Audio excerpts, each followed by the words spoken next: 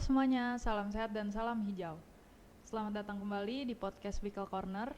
Di episode kali ini kita bakal ngobrol santai tapi berbobot bareng salah satu alumni IPB dari hasil hutan yang sekarang denger-dengar lagi kuliah S2 nih dan punya usaha keren di bidang woodworking, yaitu namanya Hoodricor. Yuk langsung aja kita sambut, ini dia Haikal Arasuli. Oke, terima kasih Marisa dan teman-teman.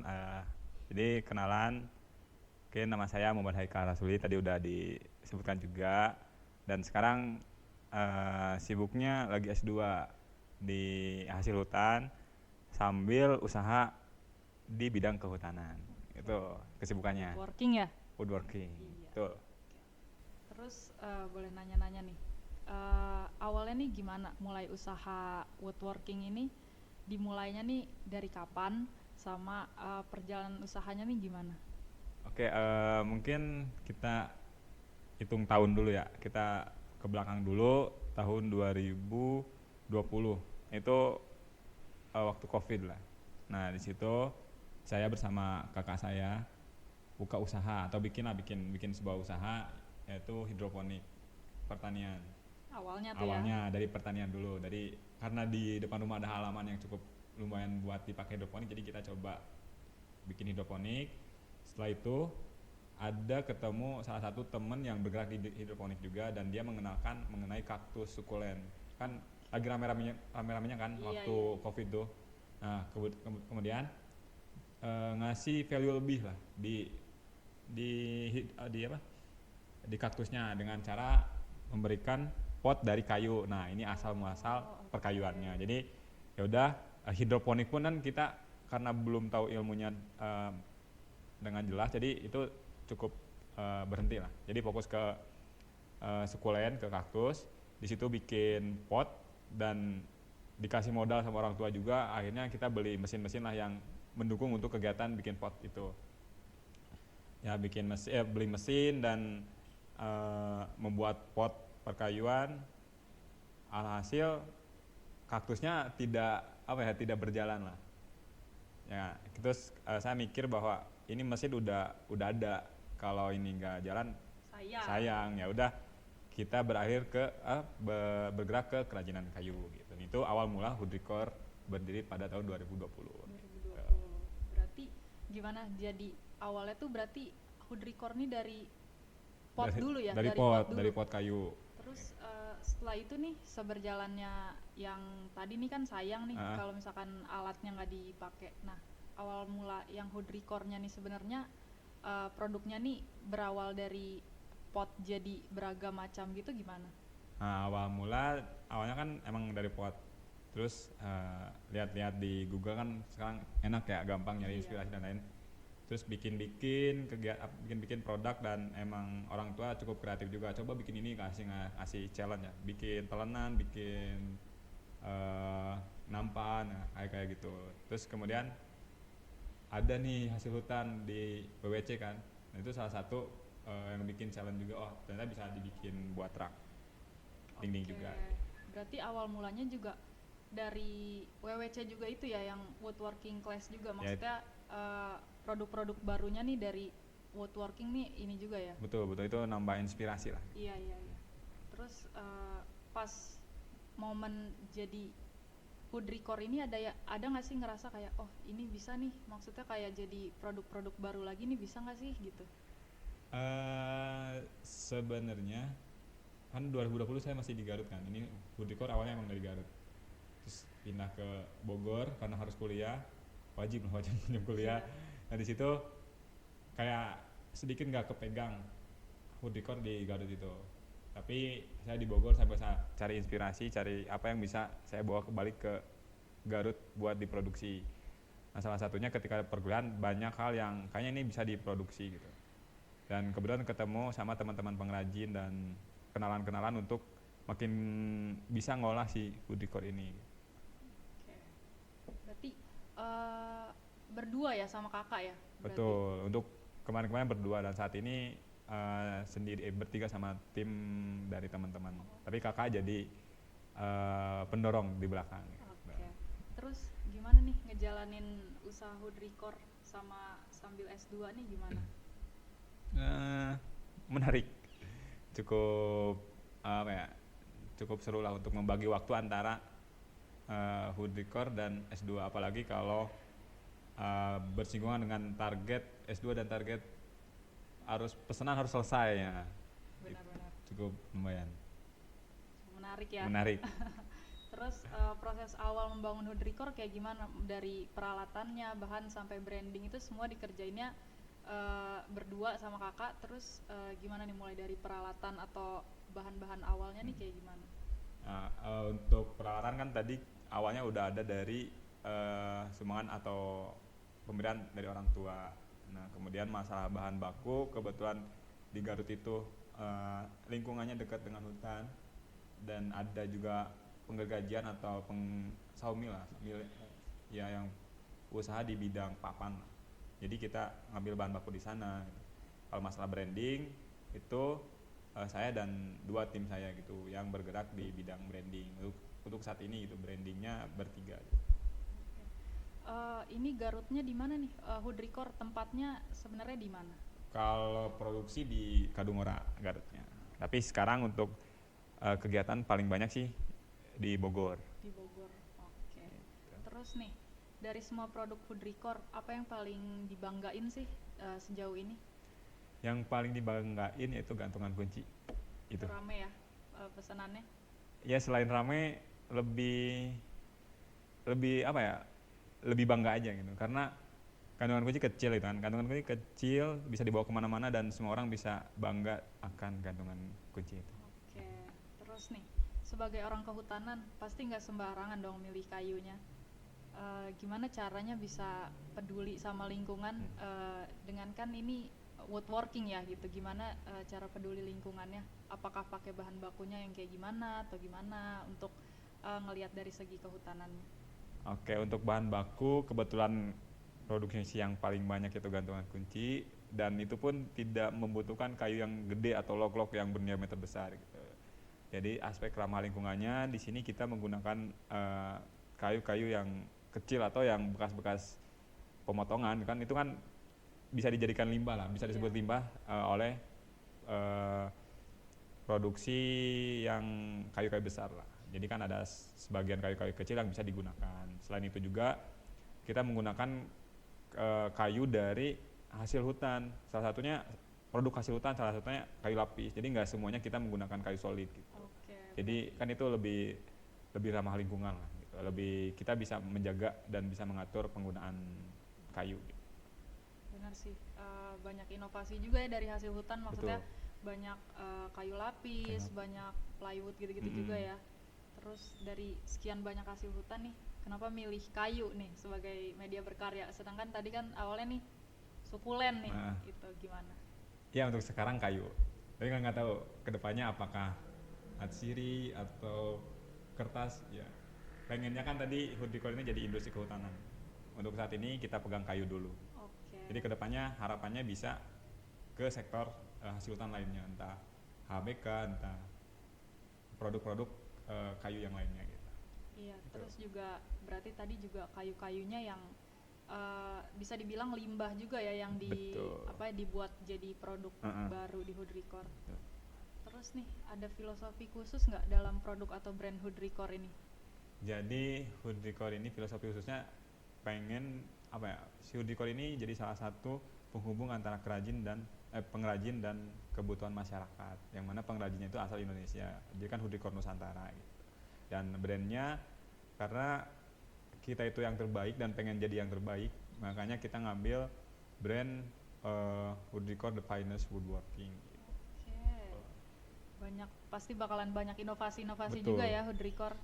Terus menurut kamu nih woodworking ini bisa jadi potensi hasil hutan berkelanjutan dan bisa jadi solusi ekonomi yang hijau nggak, maksudnya berkelanjutannya gitu?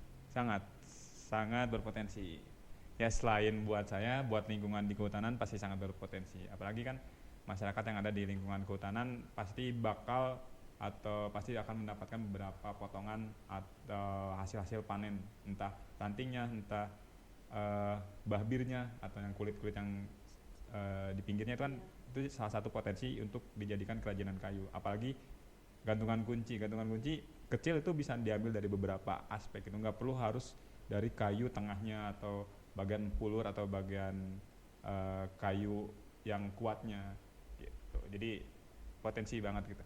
Berarti yang gantungan kunci ini bukan dari limbah yang kayak kayu-kayu kecil aja ya berarti? Betul, bisa dari ya itu yang bahbir, namanya bahbir tuh, jadi kalau tahu kan bahbir kayak habis motong tuh kulitnya kan jadiin kotak tuh. Iya. Nah itu pinggir-pinggirnya itu yang ada kulitnya itu bisa Oke. dijadikan. Terus kalau misalkan bikin usaha kan pasti ada tantangannya ya. Betul. Tantangan yang paling berat yang pernah dijalanin pas bikin Hood Record ini apa sih? Yang paling berat pertamanya itu mindset itu. Asik. Apalagi kan kita di perkuliahan terus melihat teman-teman udah mulai kerja, udah mulai nge-apply kemana gitu kan, apalagi keluarga atau lingkungan menyuruh untuk coba aja, tapi kan selaku pengusaha mindsetnya ya kita pengen berusaha gimana caranya biar nggak tergoda, biar terus kuat, dan apalagi ketika penjualan menurun apakah bakal tergoda atau enggak gitu. Itu salah satu tantangan yang cukup berat. Selain itu juga ya penjualan dan apa ya, memberikan edukasi ke masyarakat bahwa produk kayu itu salah satunya misalkan yang ada di dapur atau gelas kayu atau gantungan kunci itu tuh salah satu produk yang bukan produk yang merusak hutan gitu. Itu cukup sulit untuk merubah mindset orang-orang mengenai produk kayu. Soalnya kan terkenal bahwa kayu ini merusak hutan nih. Nah, itu cukup sangat berat.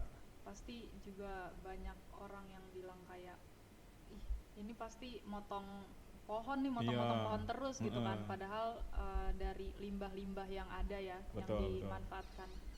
Kalau misalkan ini kan bahan bakunya kan kayak limbah-limbah kayu nih.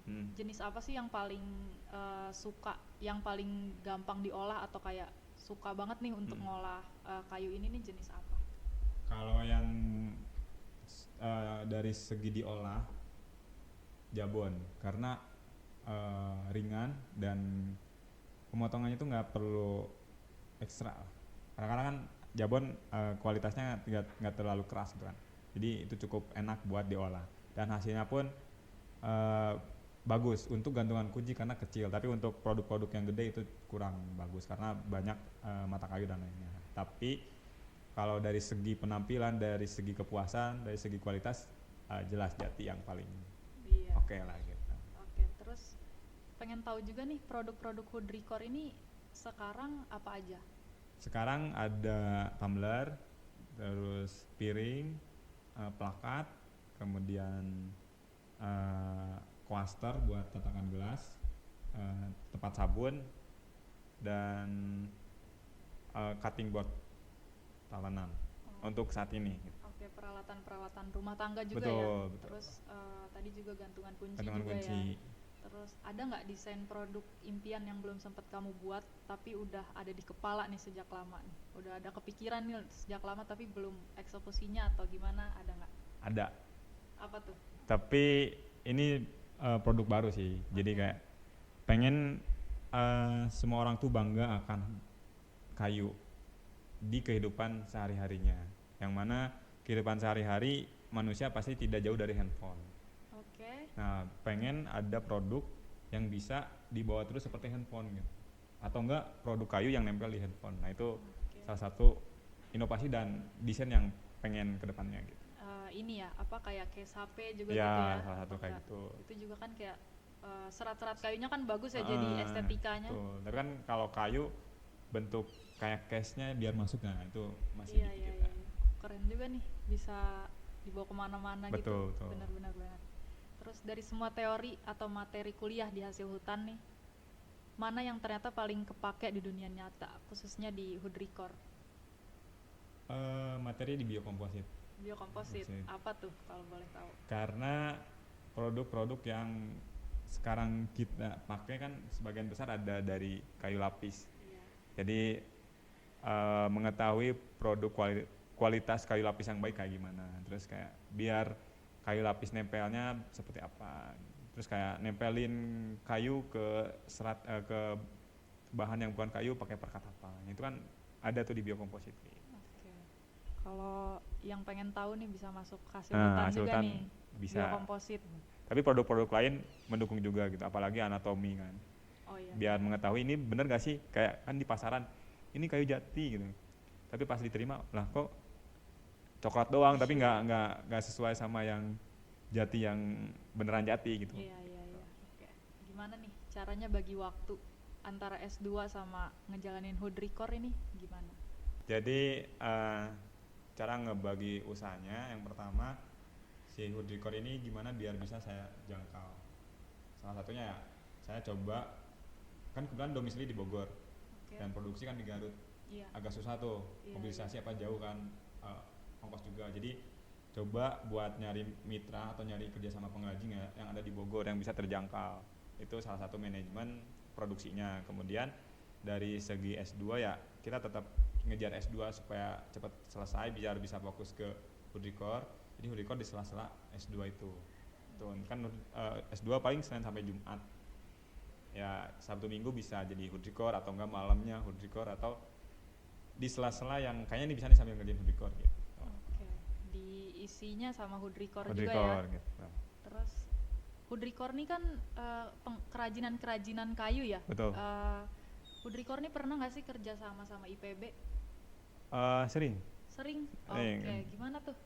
Pertama-tama awalnya itu sering kerjasama di bidang kebutuhan aksesoris, kebutuhan plakat, entah dari plakat departemen hasil hutan, kemudian ada mahasiswa-mahasiswa yang butuh plakat untuk kegiatannya, kemudian papresi juga, kemudian ya ada kerjasama yang sangat besar itu sama departemen hasil hutan, inovasi produk. Jadi kami hood record sebagai mitra produksinya gitu, dan departemen hasil hutan sebagai penelitinya gitu. Jadi menghubungkan antara penelitian dosen dijadikan sebuah produk gitu. Yang mana kemarin itu kita membuat stand holder yang bisa menyerap gelombang magnet. Jadi kan handphone tuh memiliki gelombang magnet. Iya. Nah, gimana supaya pengguna itu tidak terpapar banyak gelombang magnet. Kita bukan bisa menolkan tapi mengurangi lah gitu. Salah satunya inovasi stand holder tersebut. Oke. Jadi ternyata kayu juga bisa ya. Bisa gitu. Jadi di treatment, dimodifikasi supaya bisa menyerap gelombang magnet yang ada di handphone gitu. Bagus juga nih ininya, inovasi-inovasinya. Kita pasti nungguin banget inovasi-inovasi hood record. Ini kan tadi di IPB ya. Terus kalau misalkan kolaborasi sama pengrajin lokal lain atau komunitas lingkungan lain nih pernah nggak? Pernah. Salah satu misi kita juga salah satunya itu kolaborasi dengan pengrajin lokal, karena kita nggak bisa gerak sendiri gitu. Kita perlu orang ketiga, perlu orang lain untuk bisa maju gitu. Kita tidak bisa maju sendirian. Salah satunya kolaborasi dengan pengrajin dan aktivis lingkungan. Kemarin kita coba edukasi lewat media sosial bersama Econcern gitu, penggerak lingkungannya, kerjasamanya gitu. Oke, terus nih ada nggak harapan kamu untuk hood record dan dunia woodworking ke depannya nih? Harapannya gimana nih? Harapannya hood record bisa jadi pemimpin di bidang industri kehutanan, sehingga bisa menjaga hutan lebih baik lah dan bisa memanfaatkan. Jadi selain menjaga, kita bisa memanfaatkan. Yang mana saya sendiri basicnya di kehutanan, mengetahui bagaimana cara memanfaatkan, cara menjaga. Jadi sehingga orang-orang yang bekerja di bidang kehutanan bisa melihat atau mengacu kepada hood record, yang mana dari aspek ekonominya, aspek ekosistem industrinya seperti apa. Oke, terus kalau misalkan hood record nih kepikiran nggak atau misalkan udah nggak bikin produk yang bahan dasarnya misal kayak dari serbuk kayu yang dijadiin Partikel gitu. Iya, partikel kayu gitu, itu kan limbah juga tuh. Pernah kepikiran nggak atau udah pernah buat? Kalau kepikiran udah, tapi kalau buat belum, karena terbatas dengan alatnya itu, yang mana alatnya cukup lumayan berat lah untuk menuju ke sana. Cuman itu bisa jadi alternatif untuk kolaborasi lah bersama pengrajin atau enggak industri lain yang bergerak di hal tersebut. Karena kan banyak juga ya serbuk-serbuk kayu yang biasanya kan dipakainya untuk hanya untuk apa namanya yang areng itu Oh, atau briquette enggak gitu. ya briquette gitu kan. Atau enggak kandang hamster kan? Iya benar. Terakhir nih kalau Oke. misalkan bisa kasih pesan ke mahasiswa khususnya kehutanan ataupun yang ingin merintis usaha, ada nggak hal yang pengen disampaikan? Oke, jadi mungkin pesan buat diri saya dan teman-teman juga bahwa di luar sana tuh pengrajin kebutuhan mengenai produk kayu itu sangat sangat sangat besar. Jadi ketika kita pengen jadi usaha, cari posisi lain gitu. Yang mana ya kita jadi penghubung mereka gitu. Penghubung antara pengrajin dan masyarakat yang butuh akan produk kayu gitu. Jadi jangan sampai tapi coba hubungkan kedua hal itu, karena pengusaha itu bukan memproduksi tapi menghubungkan gitu, connecting gitu. Jadi kalaupun teman-teman pengen jadi pengusaha, ya prosesnya perlu tahu, tapi cukup tahu dan nggak perlu ahli lah. Kalau ada ahlinya kita serahkan, kita bagian penghubung antara kebutuhan dan pengrajin itu aja. Oke. Terus nih kalau misalkan ada yang mau order hoodie nih, produk-produk Hood Record gimana nih? Bisa, nanti teman-teman bisa cek Hood Record atau Woodry, ada 2 IG, kita ada Hood Record, ada Woodry, nanti bisa DM ke situ juga. Shopee juga ada, di Shopee kita ada penjualan, ada produk, nanti bisa lewat Shopee juga. Berarti ini metodenya pre-order gitu atau udah ready? Kalau ada yang udah ready, ada yang custom. Kalaupun custom bisa juga chat lewat Shopee, misalkan ngechat akun Shopee, bisa custom atau enggak. Kebanyakan orang-orang pun custom tuh ngechat ke produk yang order gitu, kayak yang ready lah. Kayak gantungan kunci IPB ada tuh di Shopee. Nah, mereka ngechat bisa nggak unit lain Kak? Langsung bisa gitu. Langsung kita lanjut lewat WA gitu. Oke. Mungkin udah nih, cepet juga ya kita wawancaranya nih atau podcastnya ini. Ternyata dari potongan kayu atau enggak limbah-limbah kayu ini bisa lahir banyak karya dan juga nilai kehidupan. Makasih banget Aras untuk bisa hadir dan mengisi podcast kali ini. Semoga Hood Record kedepannya bisa inovasi-inovasi bagus. Nanti kita bisa undang lagi. Terus bisa jadi contoh keren juga buat anak kehutanan yang berani berkarya. Pokoknya untuk teman-teman yang dengerin, jangan lupa di share episode ini atau enggak di like, comment, dan subscribe. Pokoknya terima kasih. Dah.